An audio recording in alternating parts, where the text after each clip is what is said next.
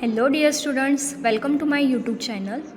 आज हम 50 days GPAT lecture series का नेक्स्ट लेक्चर डिस्कस करेंगे। इसमें हम बहुत इम्पॉर्टेंट टॉपिक पे डिस्कशन करने वाले हैं, जो है कि फार्माकोलॉजी का कोर है। फार्माकोलॉजी में इम्पॉर्टेंट टॉपिक्स जैसे कि कार्डियोवास्कुलर सिस्टम, उसके बाद सेंट्रल नर्वस सिस्टम, उसके बाद डायूरेटिक्स, हार्मोन्स, इनमें से एक इम्पॉर्टेंट टॉपिक है जो आज हम इधर डिस्कस करने वाले हैं, वो है तुम्हारा नर्वस सिस्टम। नर्वस सिस्टम ये दो टाइप में डिवाइड होती है, as you know, central nervous system and peripheral nervous system. Central nervous system में आता है brain and spinal cord, right.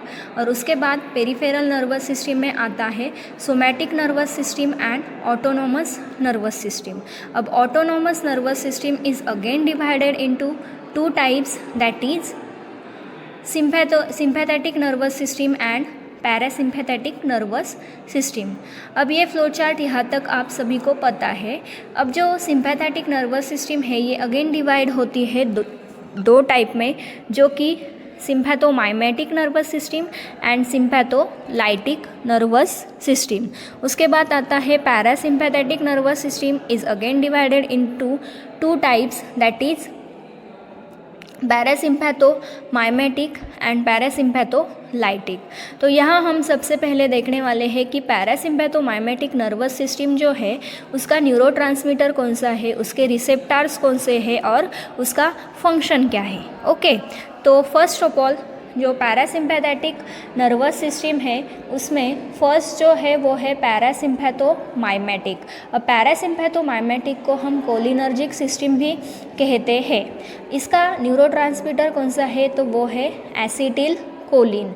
Acetyl choline is synthesised by which amino acid, it is synthesised by L serine. Okay, तो L serine amino acid से ये synthesise होता है। अब synthesise कैसे होता है, तो ATP plus acetate plus CoA and उसका कन्वर्जन होता है एसिटिल कोए में। एसिटिल कोए का conversion with the help of choline enzyme it gets converted into acetyl choline. Okay, after that ये जो हिमिकोलियम है ये क्या करता है, कोलिन अपटेक का इन्हिबिशन करता है। तो जब हमें एसिटिल कोलिन सिंथेसिस इन्हिबिट करनी है और रेट लिमिट करनी है उसका, तो हम क्या करेंगे, कोलियम वहाँ पे यूज़ करते हैं। वो क्या करता है, कोलिन अपटेक को रिड्यूस करता है। ओके, और अगर एसिटिल कोलिन सिंथेसाइज हो गया पर उसे हम ट्रांसपोर्ट होने से कैसे रुका सकते हैं, तो vesamicol can block its active transport. Okay, and after that botulinum toxin decrease release of acetyl choline. अब यहाँ जो है दो टाइप के कोलिन इस्टरेज होते हैं, एक होता है एसिटिल कोलिन इस्टरेज एंड एक होता है butyryl choline esterase. Acetyl choline esterase को हम ट्रू इस्टरेज कहते हैं और ब्यूटिरिल कोलिन इस्टरेज को हम सुडो इस्टरेज कहते हैं। अब जो एसिटिल कोलिन इस्टरेज है इसका डिस्ट्रीब्यूशन कहाँ से कहाँ होता है, तो जो all cholinergic sites RBC grey matter. Inhibition कैसे कर सकते हैं, more sensitive to physostigmine and function क्या है, कोलिन एसिटिल कोलाइन इस्टरेज का termination of acetyl choline action. Okay, अब जो एसिटिल कोलिन है और जो कोलिनर्जिक नर्वस सिस्टम है उसके रिसेप्टार्स कौन से हैं, तो यहाँ दो टाइप के रिसेप्टार्स बताए गए हैं, which is muscarinic receptor and second is a nicotinic receptor.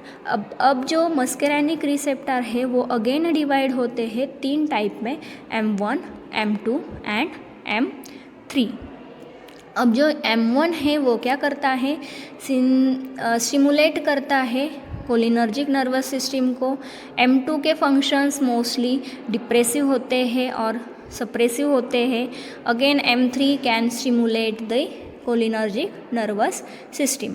ये जो M1 रिसेप्टर एग्ज़ाम में क्वेश्चन पूछे जाते हैं, और अगर क्लासिफिकेशन पॉइंट ऑफ व्यू और mechanism point of view of any drug, you have to know the location of this receptor so that you can logically give the answer of given question also. If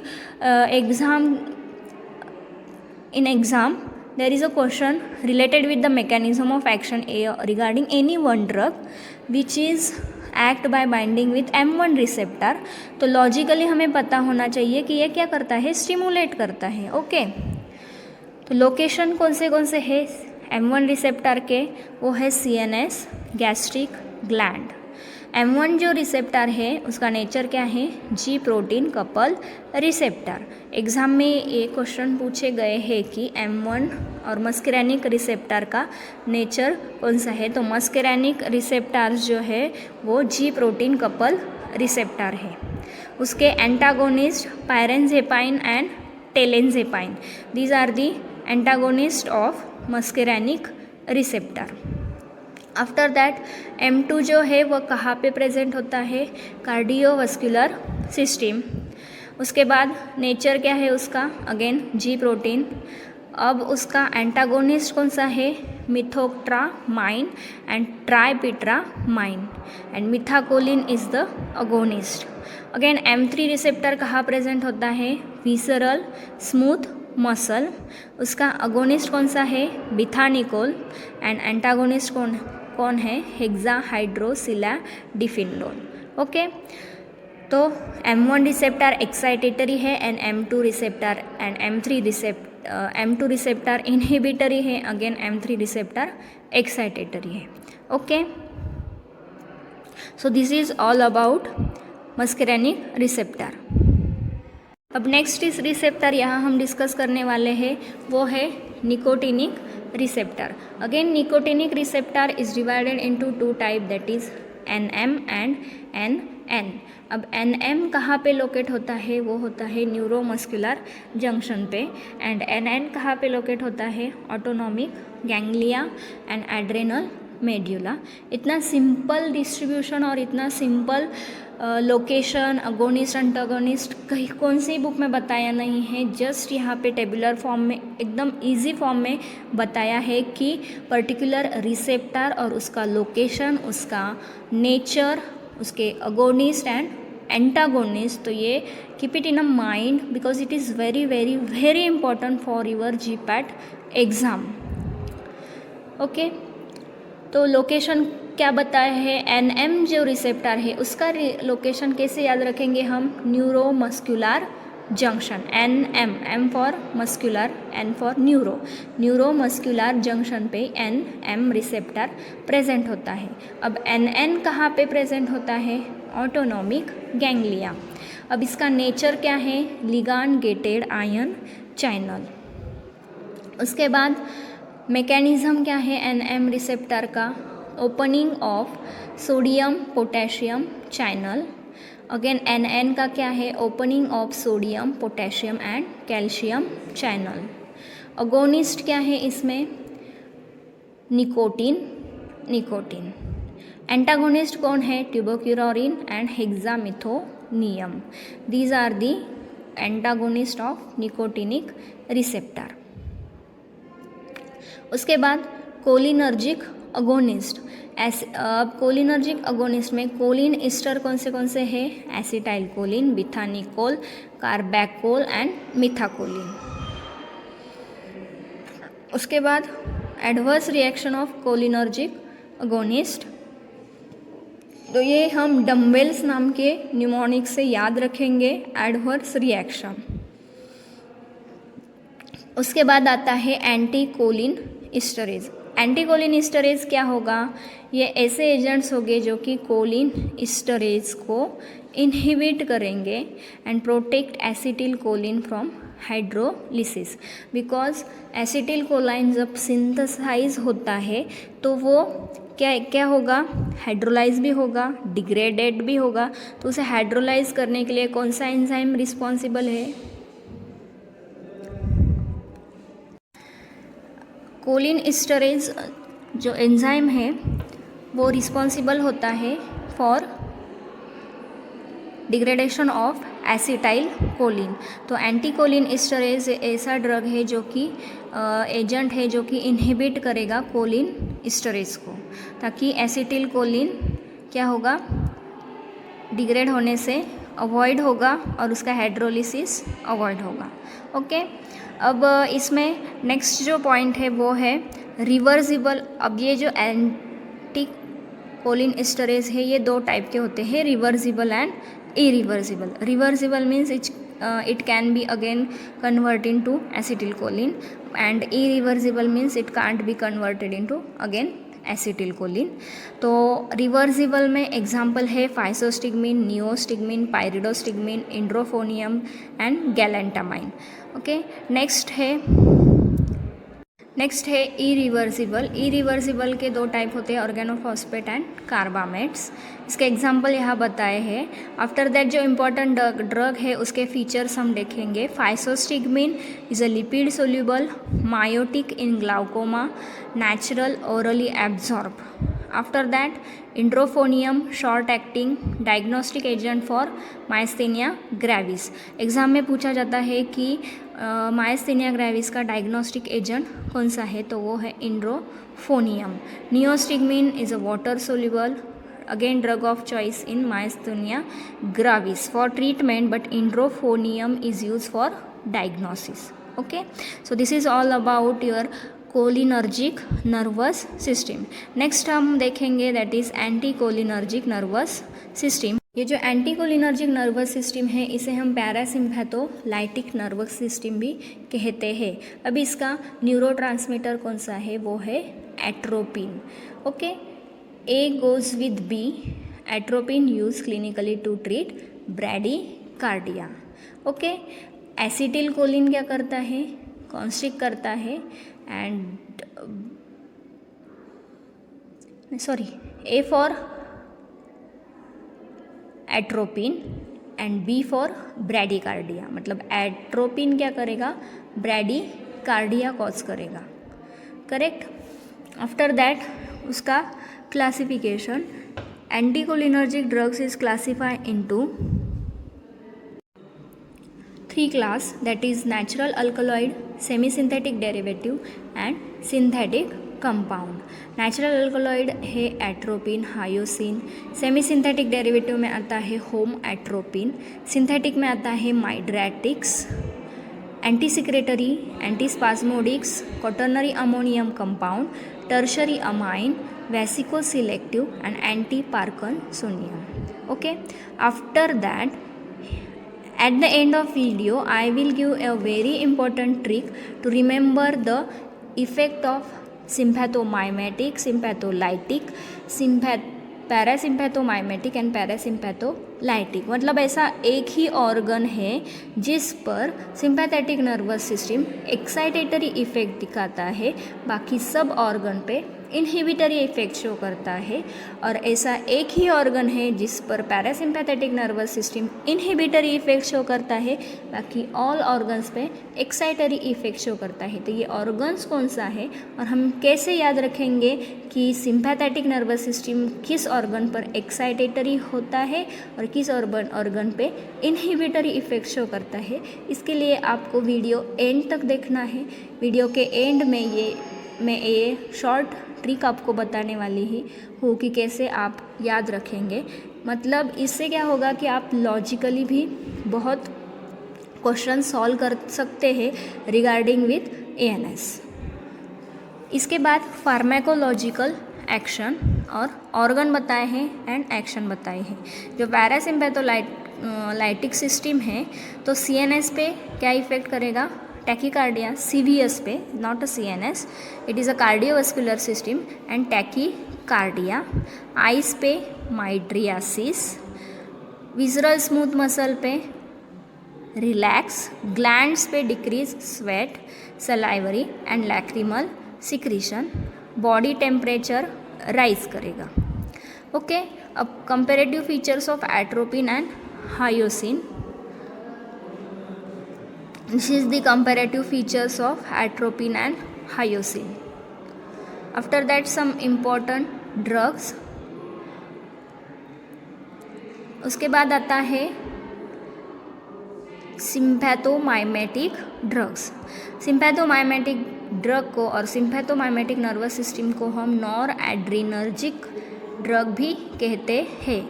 अब ये adrenaline, इसका neurotransmitter क्या है? Sympathomimetic nervous system का neurotransmitter क्या है? Adrenaline. अब ये जो एड्रीनलिन है तो इसका सिंथेसिस कैसे होता है? फिनिलअमाइन get converted into tyrosine, it get converted into dopa, it again get converted into dopamine and noradrenaline and then adrenaline, and adrenaline transmitter of adrenergic nervous system। और एड्रीनलिन का प्रोड्रग, एड्रीनलिन किसका prodrug है? डाइवेरिन का, okay, डिपिवेरिन का। तो difference between क्या है? Adrenaline के 2 टाइप के रिसेप्टर होते हैं एड्रीनर्जिक नर्वस सिस्टम के। उसमें आता है alpha receptor and beta receptor. जो अल्फा रिसेप्टर होता है वो वैसो कॉन्स्ट्रिक्शन करता है एंड बीटा रिसेप्टर जो होता है वो वैसो डायलेशन करते हैं, ओके। तो ए कॉन्स्ट्रिक्शन एंड बी डायलेशन, ऐसा याद रखने का। एंड नेक्स्ट क्या है? अल्फ़ा जो रिसेप्टर है तो उसके जो लोकेशन यहाँ बताए हैं, लोकेशन कहाँ पे है? Heart, juxtaglomerular cell in kidney. After that beta receptor के 3 टाइप होते हैं, beta 1 receptor, beta 2 receptor and beta 3 receptor. Beta 1 जो रिसेप्टर है उसका लोकेशन है heart, juxtaglomerular cell in kidney. And beta 2 receptor जो है वो प्रेजेंट होता है bronchi, blood vessels, uterus, liver, GI tract. And beta 3 receptor जो होता है वो प्रेजेंट होता है एडिपोज टिश्यू पे। अब ये जो बीटा 1 रिसेप्टर है उसके अगोनिस्ट कौन से है? डोब्यूटामाइन। बीटा 2 का अगोनिस्ट है सालब्यूटामॉल। अब इसका एंटागोनिस्ट कौन है? बीटा 1 का एंटागोनिस्ट है मेटोप्रोलॉल, बीटा 2 का एंटागोनिस्ट है बिटैक्सेलोल, ओके। अब डिफरेंस क्या है alpha 1 receptor and alpha 2 receptor में? तो अल्फ़ा 1 जो रिसेप्टर है वो post junctional on effector organs and pre junctional on nerve ending. Alpha receptor का फंक्शन है स्मूथ मसल्स का कॉन्ट्रैक्शन करना, जो ग्लैंड्स प्रेजेंट हुए हैं अपने बॉडी में उसका सिक्रीशन, और लीवर का ग्लाइकोजेनेलाइसिस एंड हार्ट में अरेथमिया, ओके। आफ्टर दैट अल्फ़ा के अगोनिस्ट कौन से हैं? फिनाइल इफ्रीन एंड अल्फ़ा 2 के अगोनिस्ट है क्लोनिडिन। एंटागोनिस्ट कौन है? Prazosin, yohimbine and rauwolscine. अब इसमें जीपैट में एग्ज़ाम में क्वेश्चन पूछा जाता है कि अल्फ़ा 1 का अगोनिस्ट कौन सा है, अल्फ़ा 1 का एंटागोनिस्ट कौन सा है। So you know about the agonist and antagonist of alpha receptor and beta receptor, okay. Next है क्लासिफिकेशन। एड्रीनर्जिक नर्वस सिस्टम के जो ड्रग है वो क्लासीफाई होते हैं 3 टाइप में। फर्स्ट है डायरेक्टली एक्टिंग, सेकेंड है इनडायरेक्टली एक्टिंग एंड थर्ड है मिक्स्ड एक्टिंग। डायरेक्टली एक्टिंग में एग्जांपल है adrenaline, nor adrenaline. Indirectly acting में एग्जांपल है टायरामाइन, एम्फिटामाइन। मिक्स एक्टिंग में एग्जांपल है ephedrine and dopamine, okay. So this is all about adrenergic nervous system. Next हमारा है anti adrenergic nervous system. अब ये जो एंटी एड्रीनर्जिक नर्वस सिस्टम है इसे हम एड्रीनर्जिक रिसेप्टर एंटागोनिस्ट भी कहते हैं। अब इसकी डेफिनेशन क्या है? These are the drugs which antagonise the receptor action of adrenaline. Adrenaline के रिसेप्टर कौन से हैं? Alpha receptor and beta receptor. Alpha receptor is again divide into 2 type, alpha 1 and alpha 2, beta 1, beta 2 and beta 3। अब जो anti adrenergic drug है उसका classification कैसा है? कॉम्पिटेटिव एंड नॉन कॉम्पिटेटिव में एग्जाम्पल आता है फिनॉक्सी बेंजामाइन। कॉम्पिटेटिव में 3 टाइप है, non selective, alpha 1 selective and alpha 2 selective. Non selective में अगेन डिवाइड होते हैं ergot alkaloid, imidazoline and miscellaneous. Alpha 1 selective का एग्जाम्पल है प्राज़ोसिन, टेराज़ोसिन। अल्फ़ा 2 सिलेक्टिव का एग्जाम्पल है जोहेम्बिन। अल्फ़ा ब्लॉकर्स जो है तो उसका इफ़ेक्ट किस पे है, वैसोमोटर रिवर्सल ऑफ डेल। इस ये थेरी है, ये आपको पता होनी चाहिए। After that beta 1 adrenergic blocking drugs इधर क्लासीफाई किए हैं ऐसे ड्रग्स जो कि इनहिबिट करते हैं adrenergic response which is mediated through beta receptor, उसको हम बीटा एड्रेनर्जिक ब्लॉकर्स कहते हैं। फर्स्ट बीटा ब्लॉकर है प्रैक्टोलॉल, उसका क्लासिफिकेशन है non selective, beta 1 and beta 2। Beta 1 के example timolol, pindolol, esmolol, nadolol, propranolol. Okay, and after that कुछ ऐसे बीटा ब्लॉकर्स है जो स्पेशली कार्डियक पे एक्ट होते हैं, उसे हम कार्डियो सिलेक्टिव बीटा ब्लॉकर्स कहते हैं, जो कि बीटा 1 रिसेप्टर पे एक्ट होते हैं। वो है metoprolol, atenolol, acebutolol, bisoprolol, esmolol. Okay, after that next है first generation, second generation and third generation. अब जो फर्स्ट जनरेशन में आते हैं प्रोप्रानोलॉल, टिमोलॉल, पिंडोलॉल। अब beta 1 selective versus beta 1 2 non selective. Beta blockers with half life, longest half life, highest bioavailability and lowest bioavailability. You know about the beta blocker which is having high bioavailability, it is pindolol. So this is all about adrenergic nervous system. Adrenergic nervous system and cholinergic nervous system का overall look हम देखेंगे। First of all जो adrenergic nervous system है उसे हम sympathetic nervous system कहते हैं। Sympathetic nervous system में most of the time neurotransmitter कौन सा है, adrenaline. Okay, and parasympathetic nervous system का न्यूरोट्रांसमीटर है एसिटिल कोलिन एंड पैरासिम्पैथोलाइटिक का न्यूरोट्रांसमीटर है atropine. Okay, and beta blockers में आते हैं लॉल कैटेगरी के ड्रग। तो इसके बाद एड्रेनलिन नर्वस सिस्टम, उसे हम एड्रीनर्जिक नर्वस सिस्टम कहते हैं। उसका न्यूरोट्रांसमीटर है एड्रेनलिन, रिसेप्टर है alpha receptor and beta receptor. Depend on location they are divided into various class, beta 1, beta 2, beta 3, alpha 1 and alpha 2.